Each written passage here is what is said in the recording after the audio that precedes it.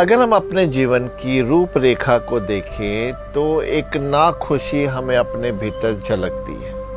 ये नाखुशी को भी अगर हम इसकी एक परत को खोल के देखें तो हम देखेंगे कि जब हम मन के अधीन होते हैं, मन जब हमें पास्ट में ले जाता है, वहाँ से हम ये बातें लेके आते हैं कि मेरे जीवन में ये नहीं होना चाहिए था, काश ऐसा हो जाता है तो आज मेरा जीवन ही कुछ और होता, मुझसे बहुत बड़ी गलती हो गई, अब मेरी किस्मत खराब थी जो मेरे साथ ये हो गया। और वहीं हम फ्यूचर में भी इनसिक्योरिटी को और फियर को लेके चलते हैं कि काश ऐसा ना हो जाए, काश अगर ऐसा हो गया तो फिर मेरा क्या होगा। मन जो है जब पास्ट और फ्यूचर के बीच में हमें लेके चलता है तब हमारी नाखुशी का कारण बनते हैं। अब सबसे बढ़िया यहाँ पर कि जीवन में जो भी हुआ वो अच्छा ही हुआ। वो हमें लगता है कि वो गलत हुआ, ऐसा नहीं होना चाहिए था, लेकिन फिर भी अगर हम कहीं भीतर उसको मान ले कि अच्छा ही हुआ, उसको ऐसा ही होना था, प्रकृति का यही खेल है, तो फिर हम वहाँ से थोड़े हट जाते हैं और वहीं आगे फ्यूचर के लिए भी जो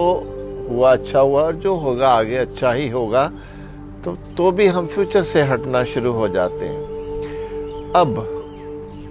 हमें कहीं ना कहीं अगर लगता है कि अच्छा नहीं हुआ तो ये तो हमारा ही नजरिया है ना, ईश्वर के खेल को तो हम नहीं जान पाते। हो सकता है कि हम जिन चीज़ों को कह रहे हैं कि ऐसा नहीं होना चाहिए था,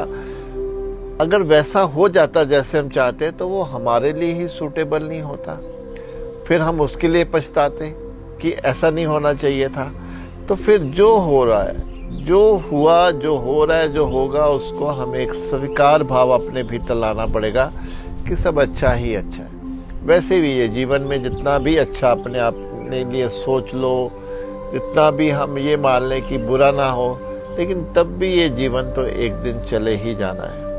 तो जब जीवन ने ही चले जाना है, फिर क्या अच्छा या क्या बुरा, किसका व्यवहार, किसका स्वभाव, किसकी वाणी